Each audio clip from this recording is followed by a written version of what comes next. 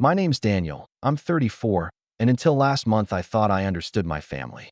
I'm not saying we were perfect, far from it, but I always assumed there was some invisible line of respect none of us would cross. That illusion shattered the day of my father's funeral. We'd just buried him, and the whole family had gathered at my mother's house for the traditional post-service lunch. People were milling around, talking quietly, the smell of coffee and roasted lamb filling the air. I was still in that dazed, foggy state you get when you've been holding yourself together all morning, focusing on making sure mom was okay, greeting relatives, thanking people for coming. My father's absence hadn't truly sunk in yet. It was like he was just in the next room and would walk out any moment. Then my brother Mark decided it was the perfect time to drop a bomb. Mark is 38, and we've never been especially close. Growing up, he was the golden child. Dad gave him more chances than I could count. Even after he failed out of 2 different colleges and burned through every job opportunity Dad ever handed him. I, on the other hand, learned early that if I wanted something, I'd have to build it myself.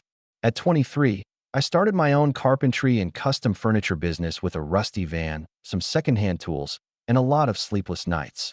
Over the last decade, it's grown into a thriving company with 10 employees, 2 showrooms, and a waiting list of customers. My father was proud of me, but he never offered me handouts, probably because I never asked. Mark, though, Mark has always believed he was entitled to whatever I had. It started with small things, borrowing tools without returning them, bringing his car into my workshop for a quick fix that somehow always required my guys to drop what they were doing for half a day. I put up with it for years, partly because I didn't want to fight, and partly because Dad would always say, "He's your brother, Daniel. Help him out." But lately, Mark had been circling like a shark. He'd make these casual comments at family dinners. "When Dad's gone, we'll run the business together," as if that was just an accepted fact. I always brushed it off. So when he suddenly banged his fist on the dining room table that afternoon, in front of the whole family, it jolted me out of my grief. The room went quiet except for the clinking of a few coffee cups. "Dad promised me half of your business," he said, his voice loud and shaky.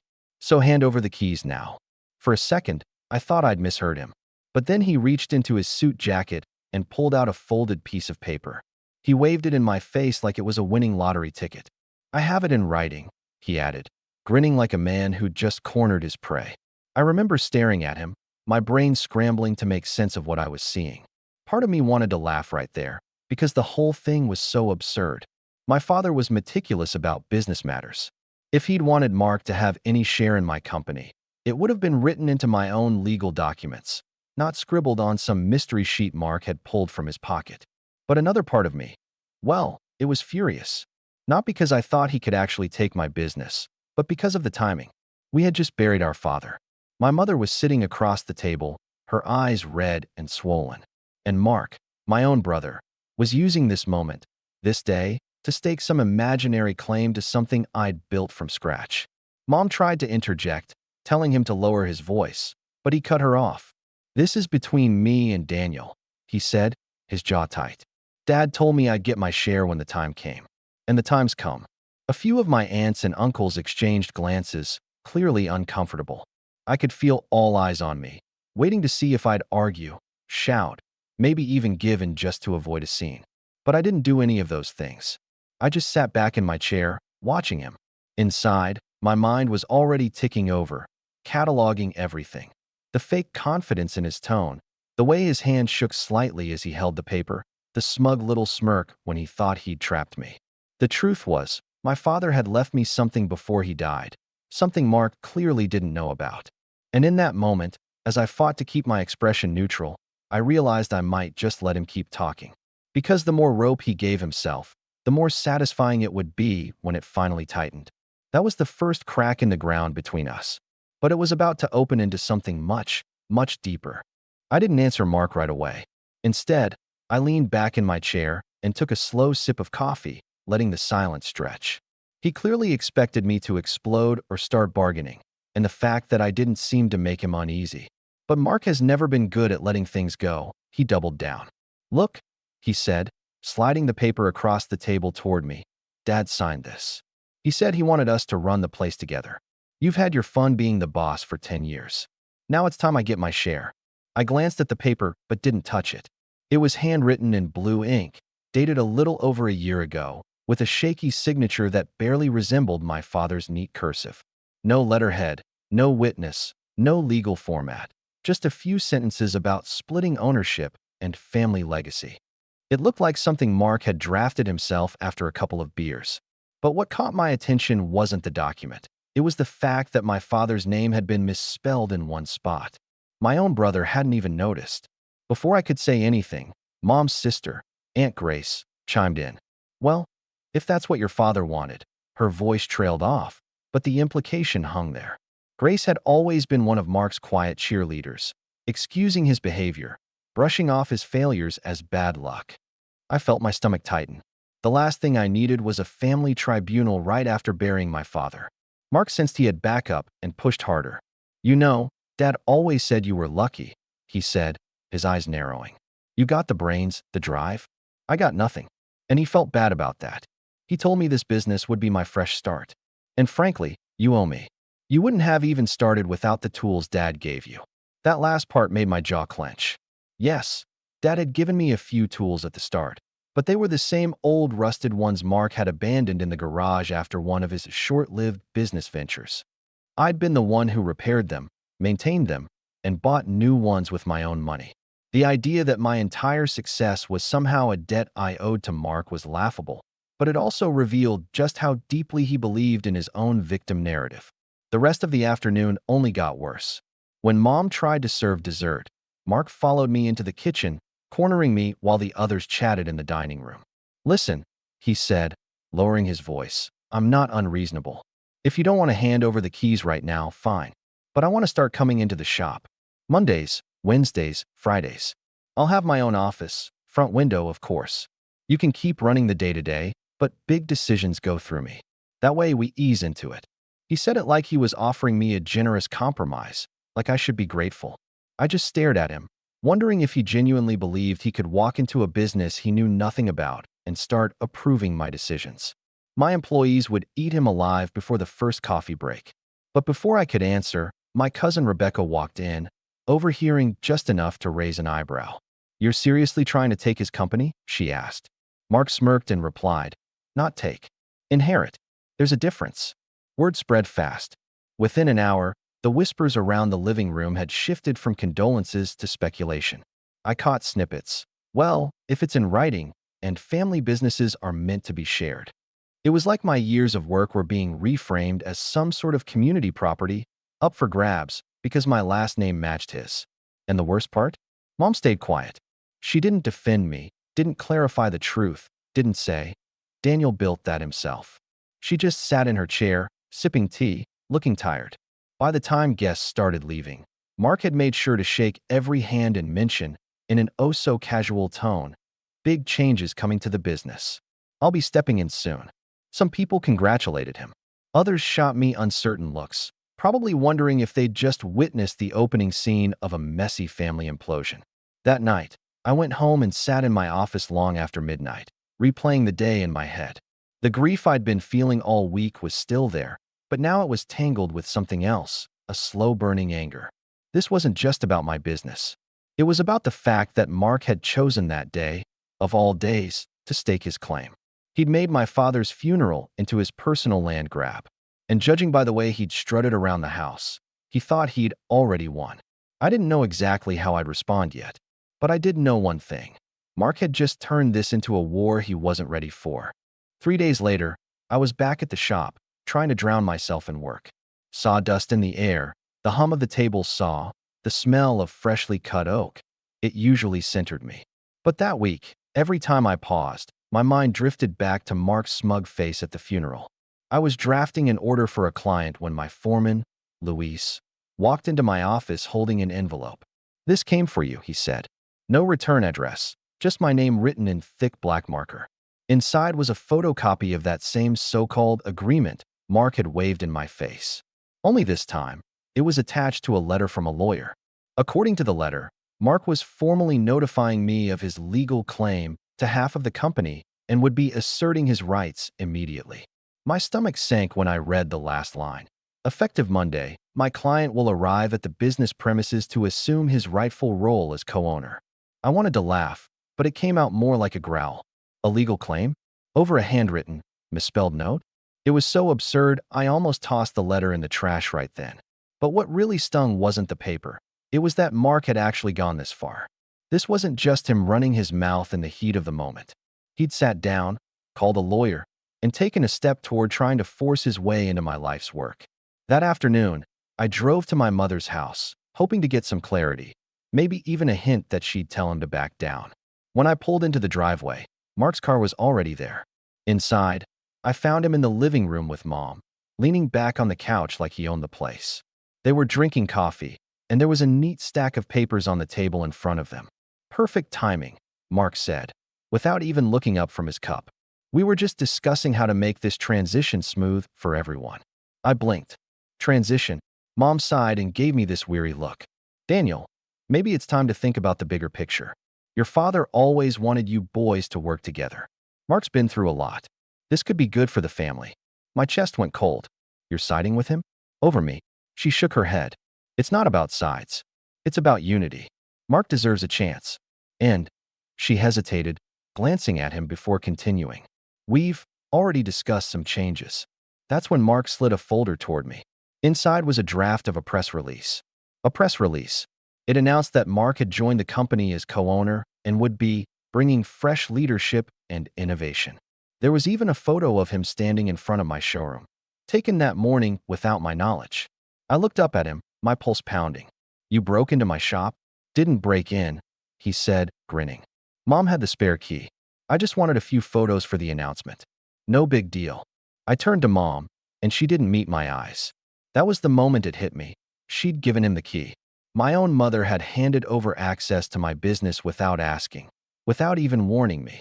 Mark leaned back, smug as ever. Face it, Daniel. This is happening. You can make it easy, or you can make it ugly. Something inside me shifted right then. Up until that moment, I'd been juggling grief and frustration, trying to hold the family together despite everything. But this was a line they couldn't uncross. It wasn't just about greed anymore. It was betrayal, plain and sharp. I didn't yell. I didn't throw the papers. I just gathered them up, put them back in the folder, and stood. All right, I said quietly. If that's how you want it. Mark smirked, thinking he'd just won some silent surrender. But he had no idea that in that moment, I'd stopped playing defense. The next week was one of the hardest of my life. True to his word, Mark showed up at my shop on Monday morning, 10 minutes before opening. He wore a brand new leather jacket and carried a shiny briefcase that I'm pretty sure was empty. Without asking, he strolled straight past the front counter, into my office, and plopped down in the chair across from my desk like it was his own. I'll need a set of keys, he said, pulling out a notepad. And let's go over the books. I want to see what kind of mess I'm inheriting. I could feel my employees watching from the doorway, pretending to be busy while eavesdropping. I didn't want to start a shouting match in front of them, so I kept my voice even. You're not getting access to the books. He smirked. We'll see what the lawyer says about that. Then he spent the rest of the morning wandering around the shop, asking pointless questions, suggesting improvements, like putting a soda machine in the showroom and interrupting my guys while they worked. By lunchtime, production had slowed to a crawl. The days that followed were even worse. Mark came in 3 times that week, each time acting more entitled. He'd tell customers he was the new co-owner, make promises about discounts without my approval, and try to schedule meetings with suppliers. One afternoon, I caught him in the stockroom on the phone with one of my biggest clients, pitching them on some new direction he thought we should take. That client called me later, confused and concerned, asking if my company was going through changes. I felt the damage spreading like a crack in glass. My crew was on edge, unsure who to take orders from. I started getting whispers from other business owners in town, people asking if it was true that my brother had taken over. Even my accountant called, worried about rumors she'd heard. At home, it wasn't any better. My mother, who'd once been my quiet supporter, had started parroting Mark's lines about family unity and Dad's wishes. Every phone call with her ended with some variation of, "You're being too stubborn. This is what your father wanted." It was exhausting, and I could feel my grief for my dad getting tangled up with something darker, resentment, even toward her. One night, after everyone had gone home, I sat in my office staring at the framed photo of me and Dad from the day I opened the shop. He had his arm around me, both of us grinning like fools, sawdust in our hair. He'd been so proud that I'd built something from the ground up. And now my own family was trying to hollow it out from the inside. I was losing sleep. I'd wake up at 3 a.m. thinking about Mark walking around my shop, touching things that weren't his, telling my clients half-truths. For the first time in years, I considered selling the business. Not because I wanted to, but because I couldn't imagine dragging this fight out forever. But somewhere in that exhaustion, something started to crystallize. If I kept reacting to Mark, I'd always be a step behind. I needed to shift the ground under his feet entirely. Quietly, I began making notes. Not about how to kick him out in the moment, but about how to make sure he could never, ever get his hands on my business again. I didn't tell a soul. Not my crew, not my friends, not even Rebecca, my cousin who'd clearly seen through him at the funeral. Outwardly, I played along, kept my tone calm, even humored some of his nonsense. But inside, I was building something. Not a wall, not a defense, something sharper. Because if Mark wanted to turn my father's death into his opportunity, I was going to turn his ambition into his downfall. I started by pulling back from the day-to-day chaos just enough to see the bigger picture. Mark was loud and brash, but he was also predictable. He wanted to be seen as the man in charge. All I had to do was give him just enough rope to feel secure, while I quietly fortified every part of my business behind the scenes. The first step was meeting with my lawyer, my real lawyer, the one who had been with me since the early days. We went over my incorporation documents, shareholder agreements, and every legal safeguard I already had in place. My lawyer smiled when I slid Mark's agreement across the desk. "Daniel, this wouldn't hold up for 2 minutes in court," he said, tapping the misspelled name. "It's not notarized, not witnessed, and it's vague enough to be meaningless. If anything, it looks like your brother might be committing fraud." That gave me the first deep breath I'd taken in weeks. But we didn't stop there. We rewrote certain clauses in my operating agreement, adjusted ownership protections, and even filed updated records with the state. Moves that quietly made it impossible for anyone, especially Mark, to gain access without my consent. Meanwhile, I poured my energy into the business itself. I took on a high-profile custom job for a luxury hotel downtown, a massive lobby installation that would put our name on the map in a whole new way. I didn't tell Mark about it. Instead, I arranged everything directly with the hotel's management, under a strict confidentiality agreement. When the contract was signed, it was worth more than any single order we'd ever had. While that project moved forward, I made another calculated move. I started networking harder than ever. Every week, I attended local business association meetings, charity galas, and trade shows. I wasn't just shaking hands. I was strengthening alliances. Suppliers who'd once just been friendly acquaintances became loyal partners. Other shop owners began referring clients to me. I even landed a segment on the local morning news, showing off a custom dining set I'd made for a charity auction. Mark, of course, tried to claim credit for some of this when he caught wind of it. "I've been talking to people," he'd say smugly. Words getting out about the changes we're making. I'd just nod, biting back a smile, knowing that none of what I was doing actually involved him. By the end of that quarter, our sales had jumped 25%. The hotel job had generated a buzz that was drawing in new clients by the week. My employees, who had been tense and wary, started to relax again once they realized I still held the real authority. Quietly, I gave out bonuses, thanking them for sticking through the recent family turbulence. And while Mark strutted around, thinking he was slowly sliding into control, I was building a safety net so wide and strong that even if he tried to burn the whole place down, it would only singe his own reputation. The more I rose, the more he seemed convinced I was doing it for him, that this growth was proof of his leadership. That arrogance kept him from seeing the real game being played, and that was exactly how I wanted it. What he didn't know was that I'd already set the stage for a moment that would pull the rug out from under him in a way he wouldn't recover from. The turning point came on a Wednesday morning in early spring. I was in the middle of a design consultation with a new client when Luis knocked on my office door, looking uneasy. "You might want to see this," he said, holding out his phone. On the screen was a public Facebook post from Mark, one I'm sure he thought was harmless bragging. It was a picture of him in a suit, standing in my showroom again, this time with a caption, excited to announce I'm now co-owner of the family business. Big things ahead. He'd tagged half the county, including several of my suppliers and clients. But that wasn't what caught my attention. In the background of the photo, partially visible on my desk, was a folder, one I recognized immediately. It was from the hotel project. He'd been snooping. At first, my pulse spiked with anger, but then I noticed something else. In the comments under his post, one of my competitors, someone who'd tried to underbid me on past contracts, had written, "Congrats. Let's meet soon. I've got an offer for you." And Mark had replied, "Absolutely. Let's talk partnership." That was my opening. I started digging, not just into Mark's social media, but into his entire history of business ventures. I remembered the landscaping company he'd tanked in under 6 months, the failed sports bar idea that left him in debt, the multi-level marketing scheme he'd once tried to rope the family into. In every single case, he'd taken shortcuts, ignored advice, and left someone else to clean up the mess. And now, armed with my company's credibility, he was lining himself up to do it again. Except this time, his failure could drag my reputation down with him. I also found something else. That competitor he'd been messaging? I happened to know from my networking events that they were currently under investigation for shady accounting practices. I hadn't said a word publicly, but it was common knowledge among certain circles that getting too close to them was career suicide. That's when the plan fully took shape in my head. If Mark wanted to parade around as a co-owner, I was going to let him, just long enough for him to walk himself right into the trap he was setting. I wouldn't have to fabricate anything. All I had to do was give him the space to make the kind of arrogant, careless moves he was famous for. The more he thought he was in control, the deeper he'd dig his own hole. Meanwhile, I secured my position even further.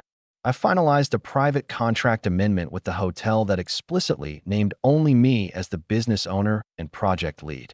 I also had my lawyer file a quiet notice with the state business registry, tightening the corporate bylaws so that any attempted transfer of ownership without my approval would be null and void. By the time the local business awards dinner rolled around in April, I was in the strongest position I'd ever been. The hotel installation was nearly complete, my team was more loyal than ever, and my network of allies had grown so wide that even rumors couldn't hurt me.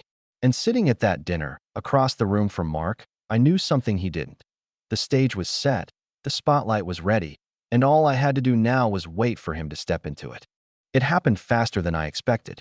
2 weeks after the awards dinner, Mark came swaggering into the shop with the same empty briefcase and an overconfident grin.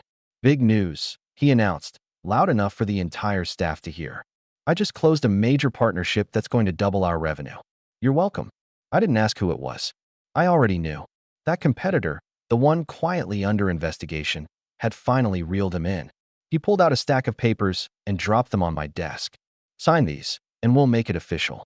They're offering us better supplier rates, plus a profit-sharing agreement. It's exactly what we need to take this place to the next level." I kept my face neutral as I flipped through the pages. The agreement was laughably one-sided, basically handing over key client accounts and giving this partner a cut of our largest contracts, including the hotel project. But Mark was so caught up in his own self-importance, he didn't even notice. "Mark," I said slowly, "before I sign anything, we should meet with them in person. That way, we can all be on the same page." "Perfect," he said. "They're free Friday." Friday came, and I walked into that meeting prepared. It was held at a sleek downtown office, and the competitor, let's call him Harris, was all smiles, probably thinking I was just going to rubber stamp the deal. Mark jumped right into his pitch, talking about our vision and our future. I let him talk. Then, when Harris slid the final agreement across the table, I leaned back and said, "Before we go any further, I just want to be clear. Mark doesn't have any ownership in my company. So whatever deal you think you're making with him, it's not legally binding." The room went still. Harris blinked. "What do you mean?" I reached into my bag and pulled out the updated corporate bylaws and the state registry filings. "I'm the sole owner. Always have been. Mark's been helping out unofficially, but he has no authority to sign contracts or make commitments on behalf of the company." I slid the papers toward Harris. "And given your current situation with the Department of Revenue," I added casually, "I'm not sure this is a partnership we'd be interested in anyway." The color drained from Harris's face. "Mark's, too. What situation?" Mark demanded, Turning to Harris, I stood, tucking my documents back into my bag. Maybe you two can discuss that privately. I've got real work to do. I left them there, stunned, and by the time I got back to the shop, my phone was already blowing up with texts from Mark. Angry, panicked, demanding I undo whatever I'd just done. I ignored every single one. The fallout started almost immediately. Harris, realizing Mark couldn't deliver anything he'd promised, cut off all contact. Word spread through our business circles, not because I said anything, but because people talk. Suddenly, Mark wasn't the new co-owner anymore. He was the guy who'd nearly dragged my company into a public scandal. And that was just the beginning of what I had lined up for him. By the following Monday, the ripple effects of that meeting had grown into full waves crashing down on Mark. First came the phone calls from suppliers, clients, even a couple of old friends, asking why he'd been posing as the owner of my business. The word posing stung him more than I think he expected, because he called me in a fury that night, shouting about betrayal and how I'd embarrassed him in front of the entire business community. I let him rant, then calmly reminded him that he was the one who'd lied to everyone, and he was the one who had walked into a deal without knowing who he was dealing with. I didn't raise my voice. I didn't need to. The silence that followed told me he finally understood how badly he'd misplayed his hand. Then came the blow from our own family. My cousin Rebecca, who'd been quietly watching this whole time, shared the details of what had happened at the funeral, the break-in at my shop, and the attempted contract with Harris with several relatives who still believed Mark's co-owner's story. The reaction was swift. Aunts and uncles who once saw him as the charming golden boy started distancing themselves. Even Mom, who had been his silent ally, called me one evening sounding defeated. "I didn't know it was that bad," she said quietly. "I just thought, maybe you could work together. I didn't realize he was trying to take it from you. I didn't say I told you so. I just told her I was moving on. And I meant it." Mark's attempts to save face only made things worse. He tried starting another business venture with a friend from out of town, but by then his reputation had sunk so low that no one wanted to partner with him. Clients avoided him, business owners didn't return his calls, and his once active social media accounts went silent. Eventually, I heard through the grapevine that he'd sold his car and was renting out his apartment just to keep afloat. As for my company, we kept growing. The hotel project was completed on time and made the front page of the local business journal. My team was stronger than ever, my network deeper, and the safeguards I'd put in place meant no one, not even family, could ever threaten it again. Months later, I ran into Mark by chance at a coffee shop. He looked smaller somehow, not just physically, but in presence. He mumbled something about just trying to make things right back then, but I could tell even he didn't believe it. I simply nodded, picked up my order, and walked out without another word. Because the truth was, I didn't need to say anything. Everyone in town already knew exactly what had happened and what it had cost him. In the end, my father's business stayed exactly where it belonged, and Mark was left with nothing but the memory of the day he thought he could take it from me, and the moment he realized he never even stood a chance.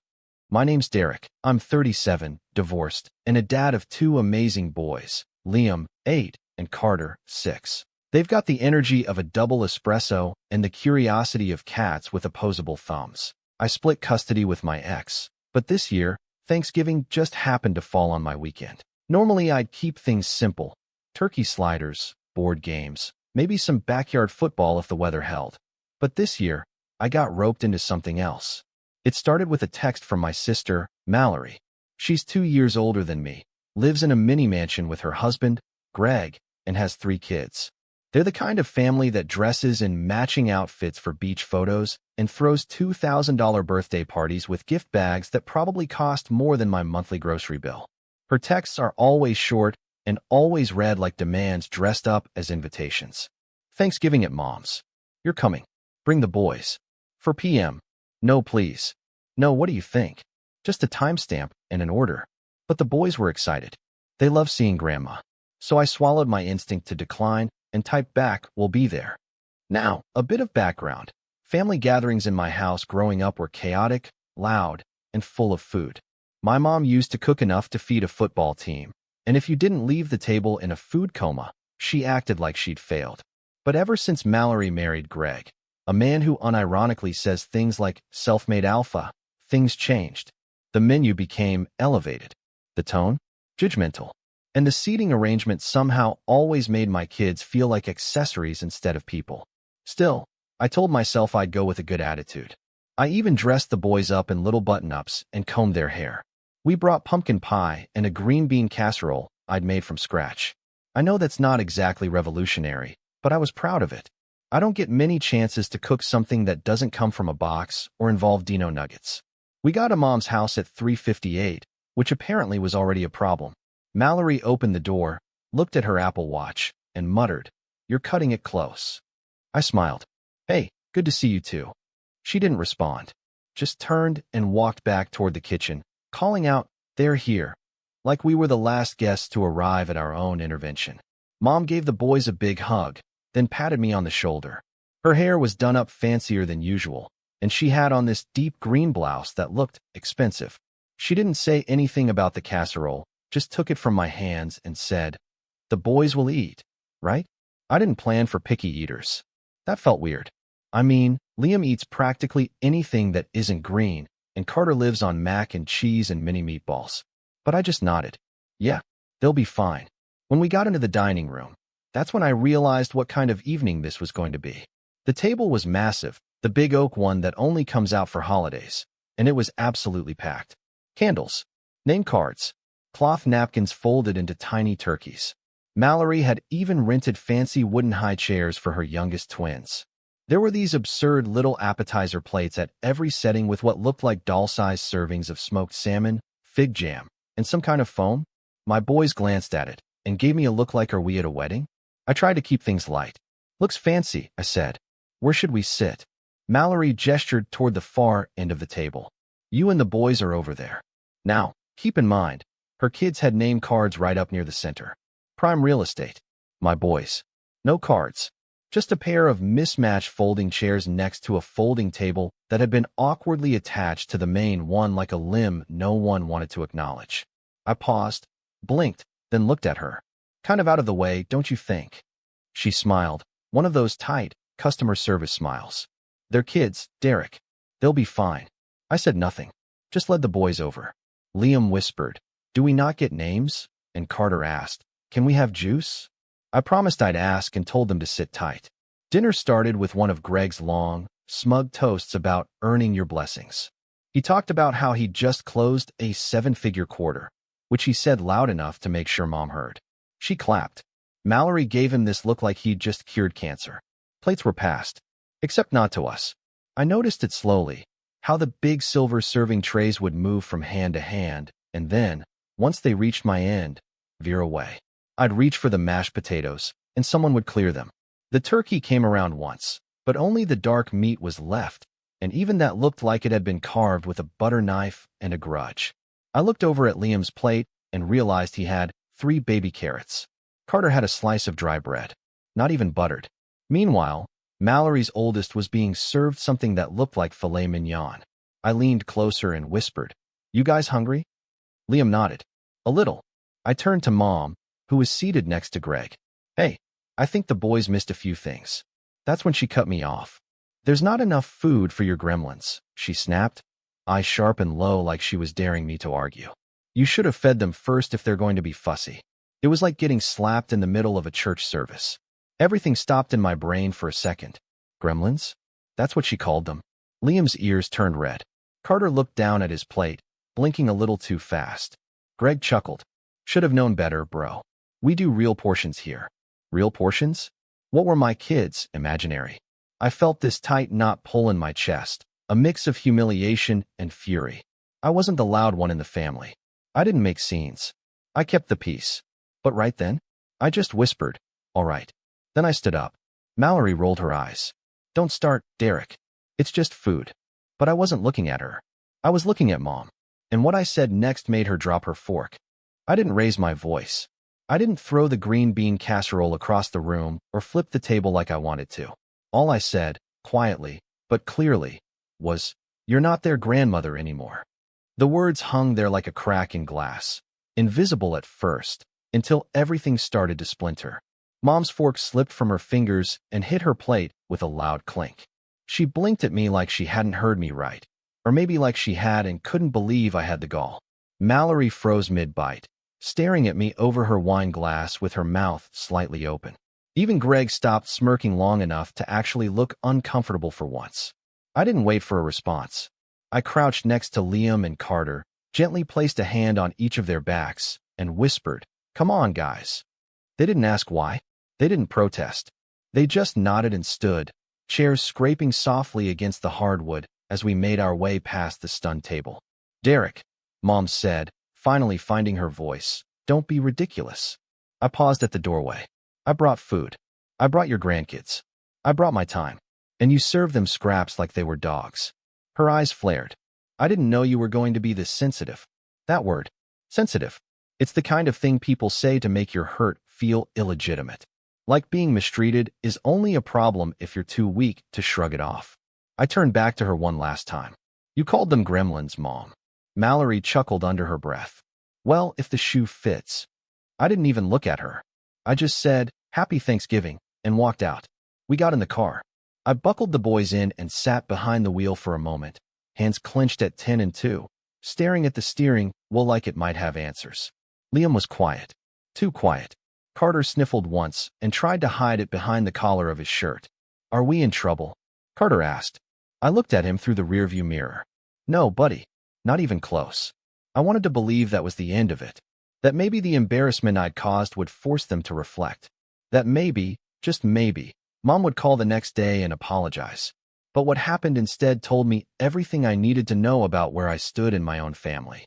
The next morning, I got a text. Not from Mom. Not even from Mallory. It was from Greg. "That little performance last night. Pathetic. Don't expect any more invites if you're going to act like a martyr." I stared at it for a full minute. Not just at the words, but at the sheer confidence behind them. The man had laughed at my hungry kids and still thought I was the problem. I didn't respond. 2 hours later, I got another text. This time from my cousin Sarah, the one who lives across the state and doesn't usually come to family events. She'd gotten tagged in a Facebook post from Mallory. I hadn't seen it because I'd unfollowed her months ago to preserve my sanity. The post read, "Some people thrive on drama. If you can't act like a grown-up at a holiday dinner, maybe you should stay home next time. My kids don't need to be exposed to that kind of negativity." There was a photo attached. The table from the night before. Candlelit, picture perfect, with captions like "grateful" and #family first. No sign of me. No sign of my boys. We'd been cropped out entirely. I didn't cry. I didn't rage. I just sat in the living room, staring out the window while Liam and Carter played on the floor. That's when it hit me. This wasn't a one-time thing. This wasn't a misunderstanding or a bad day. This was a pattern, a culture, a system my family had quietly built over the years, one that revolved around image, money, and performative love.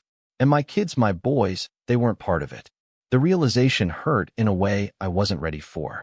Because growing up, I believed the whole blood is thicker than water thing. I thought family would always be there, maybe annoying, maybe overbearing, but there. I didn't think I'd ever have to protect my children from them. The following week, I kept my head down.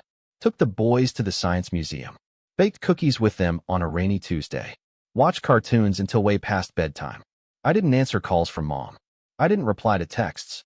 She left 2 voicemails. The first sounded annoyed, like I was the one being immature. The second was quieter.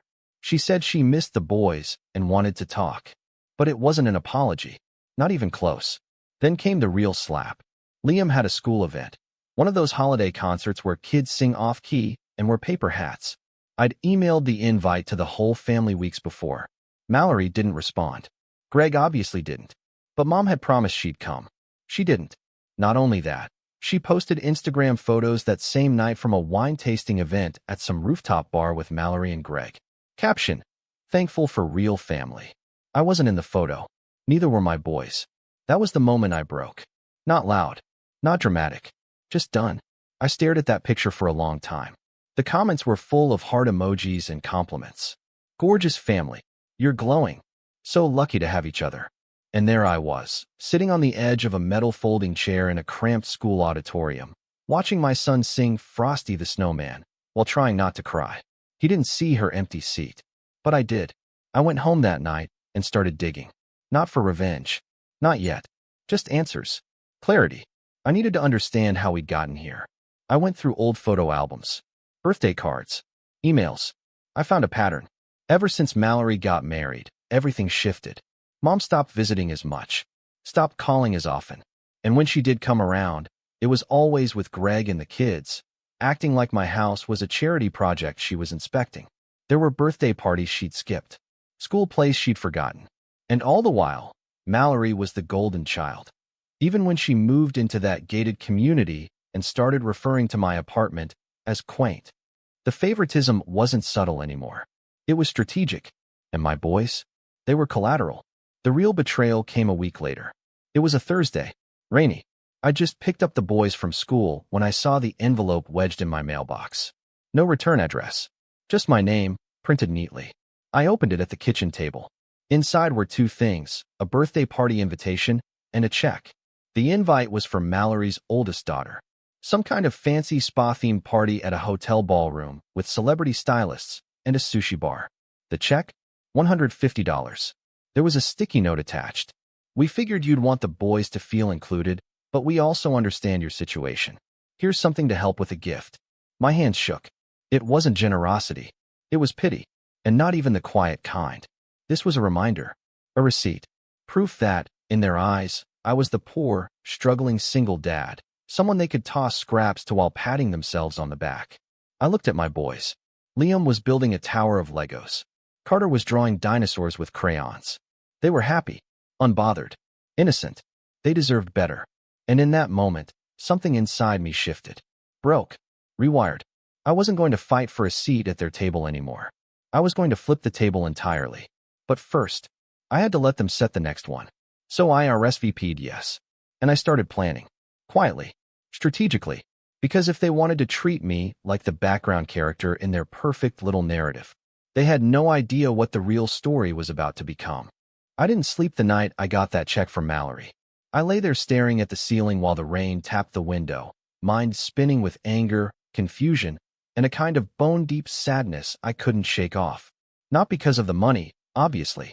I could afford a gift. It wasn't about the $150. It was about what it symbolized. They saw me as a charity case. A punchline. A broke, single dad who should be grateful for table scraps and birthday invites. And they didn't just look down on me. They looked down on my boys. That's what broke me. Because no matter how much I tried to shield Liam and Carter, they were starting to notice the cracks. The missing invitations. The backhanded comments. The way Mallory's kids got hugged like royalty while mine got head pats and maybe next time s. But here's the thing about rock bottom. It's strangely clarifying. Once you realize you're already at the bottom of their priority list, there's nothing left to lose. I sat at the kitchen table that night, staring at that invite, then at the check, and finally at the faces of my sons, fast asleep in the next room, and I decided something. If they saw me as a side character in their story, I'd start writing my own. Quietly, patiently. And it started with a single decision. I cashed the check. Not because I needed it, but because I knew it would let them drop their guard. Make them think I'd accepted my place. That I'd rolled over and accepted the dynamic. But behind the scenes, I started changing things. First came the job. I'd been working at a decent company, mid-level logistics coordinator at a regional distribution firm. Nothing glamorous, but it paid the bills. Problem was, I'd been coasting for years. No promotions, no new certifications. I used to tell myself I didn't have the time, or that stability was more important. But truthfully, I think I was scared of failing, of trying to grow and getting reminded again that I wasn't Mallory, that I wasn't the golden one. That fear died the night they cropped my sons out of a family photo. I stayed up late for weeks researching credentials, brushing up on skills, even watching webinars while the boys slept. I applied for 3 remote certificate programs, one in supply chain analytics, one in logistics systems, and one in project management. I didn't tell anyone. I just worked. Slowly. Quietly. During lunch breaks, I studied. On weekends, I turned library trips with the boys into study sessions for all 3 of us. I'd quiz them on dinosaur facts while they helped me remember inventory formulas. We became a team, and something amazing started to happen. I got sharper, more confident. And my kids? They started walking taller, too. Like something in the air had changed. The second thing I did was fix the house. We lived in a modest duplex, 3 bedrooms, 1.5 baths, creaky floors, and a leaky faucet in the kitchen. Mallory used to call it cozy, but the way she said it made it sound like a sneeze. I used to avoid inviting people over, even friends. Not because I was ashamed, but because I'd been taught to feel ashamed. Not anymore. I used my tax refund and a couple weekend jobs to repaint the boys' room, retile the bathroom, and finally replace that awful yellow kitchen light that made everything look like it was dipped in soup. Then I found this secondhand dining table online, sturdy, a little worn, but full of character, and refinished it myself. When the boys came home and saw it all, Carter gasped and asked, "Is this really our house?" And I said, "No, it's our home." We had movie nights, pizza-making nights. We built a cardboard spaceship in the living room and used it for missions to Mars. It wasn't flashy. It wasn't curated for Instagram, but it was real. Meanwhile, the rest of the family barely noticed I'd gone quiet. Mom stopped calling. Mallory only texted to ask if I was bringing the boys to the spa birthday party. I replied with a short yes. No emojis. No smiley faces. Just enough to let them think I was still playing my part. What they didn't know was that something was building.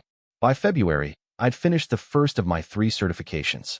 I framed it and hung it above my desk, not as a trophy, but as a promise to myself. By March, I got a call from a recruiter I'd connected with months earlier. They had an opening at a major logistics firm, fully remote, better hours, and nearly double the salary. I nailed the interview. When I got the offer letter, I sat in the kitchen staring at it, then called Liam over and said, "Want to help me pick a new keyboard? Your dad's got a new job."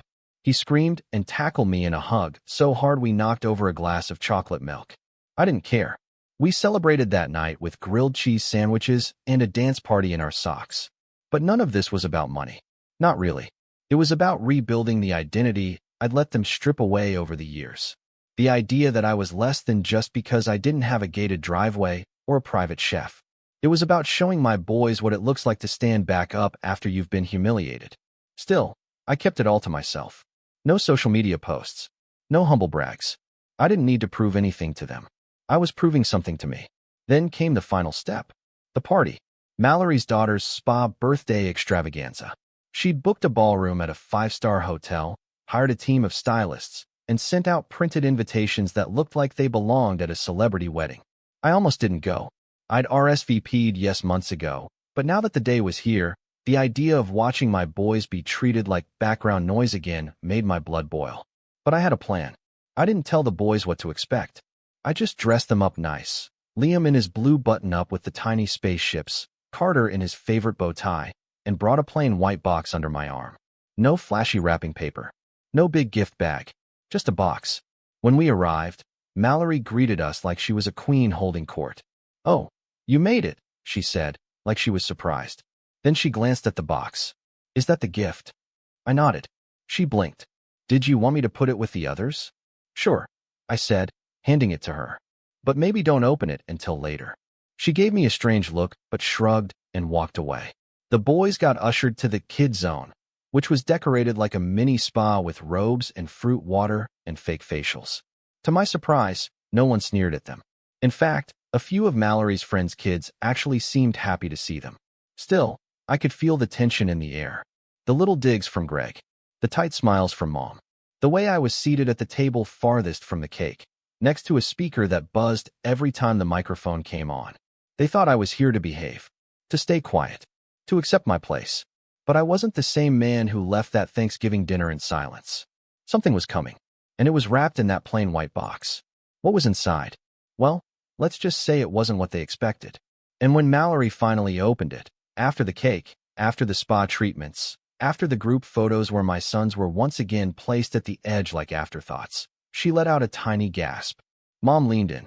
Greg frowned. And I just sat back in my chair, smiling. Because the moment of reckoning had finally begun. Mallory's perfectly manicured fingers hovered over the plain white box like it might bite her. She'd already unwrapped diamond-studded bracelets from family friends and a full-sized iPad from one of Greg's coworkers. So when she picked up my nondescript package, no ribbons, no logo, no pastel pink wrapping to match her party aesthetic, she looked like she was handling a raw potato in a fine china shop. "From Derek," she announced to no one in particular, but loud enough for Mom and Greg to hear. I watched from across the ballroom as she peeled back the lid. Her smile froze before it fully formed. Mom leaned over her shoulder to look inside and immediately went pale.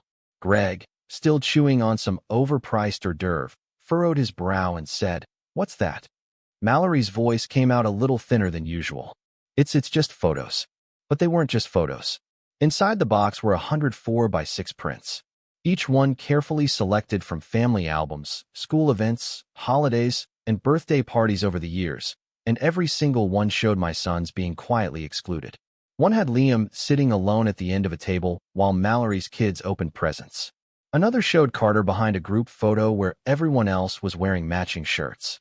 In another, Mom held up Mallory's baby shower cake while I stood awkwardly in the background, half cropped out, holding a gift. And at the very bottom of the box, there was a note, handwritten in thick black ink. "You erased them. I just wanted you to see what that looked like." Mallory slammed the lid shut like she could undo what she saw.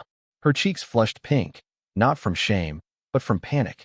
Mom blinked fast, like she was trying to reset the moment. Greg leaned forward, trying to get a better look, but Mallory snapped, "It's private." I stood slowly and crossed the room, ignoring the dozens of pastel-clad guests and the ridiculous Spa Day Princess banner above the cake table. The music dimmed for a second, probably just a coincidence, but the timing felt divine. "Everything all right?" I asked, casually, as if I didn't know exactly what I'd just unleashed. Mallory opened her mouth, probably to hiss something, but Mom beat her to it. "That was cruel," she said, quiet and stiff. I tilted my head. Cruel? Compared to what exactly? She didn't answer. Greg, on the other hand, scoffed. "That's real mature, man. Making a scene at a kid's party." I looked around. The kids were still laughing in the corner, eating mini fruit kebabs, and trying to paint each other's nails with sparkles. "Doesn't seem like there's a scene. Just a gift. A thoughtful one." Mallory hissed, "You're trying to embarrass us." "No," I said, and I meant it. "I'm just tired of watching my sons be treated like ghosts." And with that, I turned and walked away. I didn't wait for a response. I didn't need one, because the setup was already in motion. The next week was quiet. Too quiet. I didn't hear from Mom. Mallory went radio silent too. But I saw Greg's latest LinkedIn post, some self-congratulatory blurb about cutting out toxic influences to protect your peace that got way too many clapping emojis from guys named Chad. I didn't care. I had bigger things brewing. You see, the photos were just a spark, a reminder. But the real fire? That would take precision. I'd spent the last few months becoming someone they didn't expect, someone they underestimated. And that was my biggest advantage. It started with connections. A guy I knew from the new job, let's call him Will, had a background in corporate investigations. Over lunch one day, I told him about my sister's husband, about how Greg bragged constantly about insider deals, tax loopholes, and creative accounting. I kept it light, like I was just venting. But Will's ears perked up. "Wait," he said, "Greg Hartwell? From Hartwell and Blythe." I nodded. "You know him?" "Unfortunately," he said, stabbing his fork into his salad. "We looked into his company last year. Really shady. But he's slippery. Nothing stuck." My stomach fluttered, but I played it cool. "What would you need to take another look?" Will smiled. "Just a breadcrumb." So I started collecting crumbs. I scrubbed through Greg's social media, the brags, the business trips, the vaguely worded captions about client perks. I found a few key posts that didn't match up with company press releases. Then I remembered a Thanksgiving 2 years ago when Greg had bragged about charging a $4,000 dinner to a client's expense account at a restaurant that had already closed down. I pulled the photo from Mallory's old Facebook album. There he was, holding a wine glass with the caption, "Grateful for new beginnings and client generosity, wineglass briefcase, #blessed." I passed it all to Will. "Leave it with me," he said. Meanwhile, I started phase 2, fixing the narrative. I hadn't spoken much to the extended family in years, not because I didn't want to, but because Mallory had this way of monopolizing the family chat, directing conversations, and subtly excluding anyone who didn't bow to her worldview. But I still had a few numbers, and I still knew how to tell a story. So I reached out to a few cousins, one at a time, not to gossip, just to reconnect. I asked about their kids, their jobs, their lives. And when they asked about mine, I told them the truth. Softly, honestly. "I guess we've been a little distant lately," I'd say. "I've just been focusing on the boys. They've had a hard time feeling like they're part of the family. No drama, no accusations. Just facts. And sure enough, the story started trickling back. Wait, they didn't invite you to the family brunch last spring? I thought Mallory said you were out of town. I remember asking where your kids were at the reunion. She said something about you pulling back. Each time, I just nodded. Yeah, that sounds about right. Then came phase 3, the event. I decided to host my own gathering. Not a pity party, not a counterattack, just something real. I booked a space at a local park, the nice one with a pavilion and a playground right next to the duck pond. I kept it simple: barbecue, games for the kids, an open invite to any family who wanted to come. No frills, no spa theme, just food, music, and space for people to talk. I didn't push it. I sent out the invite with a photo of Liam and Carter holding a sign that said, "Come hang with us," and left it at that. Mallory didn't respond. Neither did Mom. But you know who did show up? Cousin Sarah and her 2 kids. Uncle Rob, who brought his famous ribs and enough soda to drown a moose. Aunt Delia, who hadn't come to a family function in years but said she was sick of the princess parties. By the end of the afternoon, we had nearly 30 people there. And for the first time in a long time, I watched my boys run around, play tag, laugh with kids who actually saw them as equals. No one asked where Mom was. No one needed to. I took photos, not for revenge, but for memory. And when Carter came up to me and said, "This is the best party ever, Dad," I realized something. We didn't need their table anymore. We had our own. 2 weeks later, Will texted me. "You were right. We've got enough. It's just a matter of when we pull the pin." I stared at the message, heart pounding. Because this wasn't about dinner anymore. It wasn't about a few snide comments or being left out of photos. This was about respect, about principle, and about letting people earn their consequences. But I wasn't ready to drop the hammer just yet. I needed one last move. Something poetic. Something they wouldn't see coming. And as luck would have it, the perfect opportunity was already on the calendar. Mom's 65th birthday party. A big one. Mallory had been planning it for months. Fancy restaurant, private event, catered dinner. The whole thing was meant to be a celebration of legacy, with speeches, videos, and a slideshow of family memories. And somehow, despite everything, I got an invite. Liam asked, "Are we going?" I looked at the envelope. Heavy, cream-colored, sealed in wax. "Yeah," I said slowly. "I think we are." Because sometimes, the best way to end a story is by letting them hear it for themselves, right in front of everyone. The night of Mom's 65th birthday started like a scene out of one of those family movies where everything looks perfect on the surface, but you just know something's about to blow. It was held in a private banquet room of an upscale downtown restaurant. Chandeliers, fresh orchids at every table, soft jazz in the background, and waiters wearing gloves that probably cost more than my entire wardrobe. Mallory and Greg had spared no expense and made sure everyone knew it. There was a red carpet rolled out at the entrance, complete with a fake backdrop branded with M65 in gold script like it was a movie premiere. The guests, distant relatives, family friends, and Greg's corporate buddies, mingled in cocktail attire while sipping champagne. We arrived right on time. Liam wore his navy blazer, and Carter wore his favorite silver clip-on tie that made him feel like a lawyer from TV. I wore a charcoal suit, not flashy, but clean, and carried a small black flash drive in my coat pocket. Mallory spotted us the moment we walked in. Her eyes scanned us like we were a surprise audit. She forced a tight smile. "You actually came," she said. "Brave." I smiled back. Wouldn't miss it. Mom was standing near the front, bathed in attention, holding a glass of wine. Her eyes met mine for a moment, and something flickered behind them. Not warmth, not guilt, just a wary sort of curiosity. I nodded politely and guided the boys toward our assigned seats. Table 11, tucked in the back, near the kitchen. Of course, the kid table, with 2 extra chairs hastily jammed in. I didn't react. I just took my seat, adjusted my cuffs, and waited. Dinner began. A 5-course ordeal that included some sort of beet foam and a main dish that I'm still not convinced wasn't just chicken in disguise. Speeches followed. Greg started with a 10-minute monologue about building legacy and how family is the foundation of every empire. Mallory gave a slideshow presentation next, with soft piano music and sepia-toned photos of Mom holding her grandkids.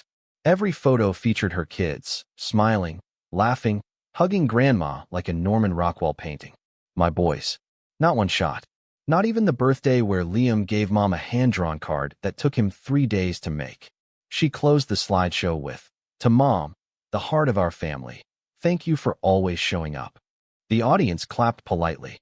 Some nodded misty-eyed. That was my cue. I stood up. Mallory blinked. "Derek?" she said, like I'd stood at the wrong moment during a church service. I smiled. I asked the event coordinator if I could say a few words. She said yes. Mallory's eyes narrowed. "We already wrapped the speeches. It'll be short," I said, stepping toward the front before she could stop me. Mom shifted in her seat, visibly uncomfortable. I took the mic, looked out over the sea of manicured faces, and said, "Thank you all for being here to celebrate our mom. 65 years is no small feat, and she's certainly built something impressive." Mallory beamed. "But tonight, I'd like to share a different kind of slideshow." A few heads tilted. Someone laughed nervously. I held up the flash drive. "This one isn't about glossy memories. It's about what's left out of those memories. It's about two little boys who call her grandma, who've been left off tables, out of pictures, and out of birthday invitations, not by accident, but by design." Gasps. Shuffling.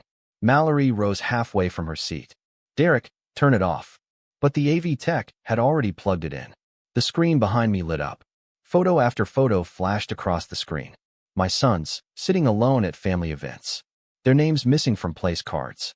My casserole shoved to the back of the Thanksgiving table.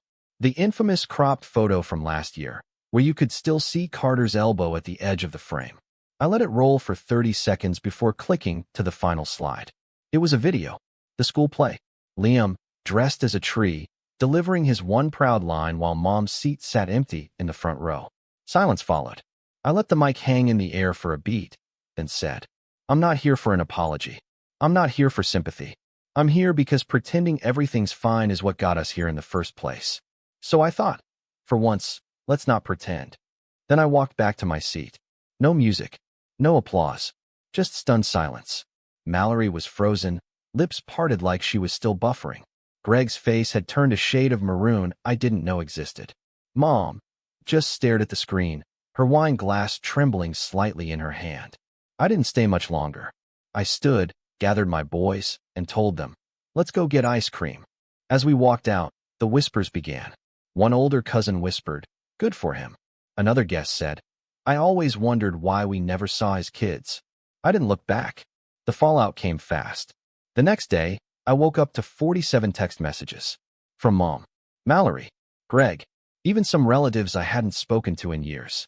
Moms were the usual mix of guilt-flavored justifications. "You blindsided me. That wasn't fair. You made a scene." But my favorite was her last one. "I didn't realize how far apart we'd grown." To that, I replied simply, "You didn't grow apart. You just walked away." She didn't respond. Mallory's messages were more dramatic. "You're sick. You humiliated our mother. You just blew up your whole reputation because you can't handle being less successful." Less successful. That word hung in the air for a moment, until the next domino fell. Greg's LinkedIn post vanished. Then his profile. Then came the email from Will. They opened an internal investigation into Greg's firm. Turns out your breadcrumbs led to a full-blown feast of fraud. Turns out, Greg had been expensing luxury vacations as team-building retreats and routing client funds into shell companies he controlled. Sloppy stuff. The kind that only goes unnoticed when you're arrogant enough to believe no one's watching. Within 2 weeks, his name disappeared from the partner page on Hartwell and Blythe's website. By month's end, they'd scrubbed his bio entirely. I didn't celebrate. Not openly. But I'll admit, I slept well. As for the rest of the family, the silence was loud at first. Some cousins distanced themselves. A few reached out, cautiously, like they were checking if I still had a bomb vest under my suit. But over time, something shifted. People started inviting me to things. Liam got birthday invites. Carter got Christmas cards. Uncle Rob called and asked if we wanted to join a family fishing trip this summer. "Just the guys," he said. "No drama." Even Aunt Delia sent me a thank you note. Handwritten. Said she hadn't felt seen in years. Mallory and Mom. They haven't spoken to me since. And that's fine.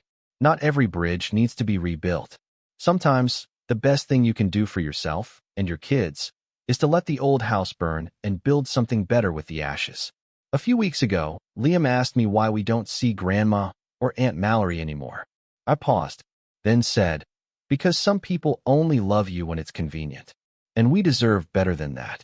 He thought about it, then nodded and went back to building his Lego spaceship. Last night, we had dinner at our little refinished table. Homemade lasagna, chocolate chip cookies, laughter, no fancy place cards, no name tags, just love. And for the first time in years, I felt full, truly full, because I didn't just stand up for myself. I showed my sons what it means to have dignity, to draw a line, to say, this is enough. And this time, they heard me. Every word.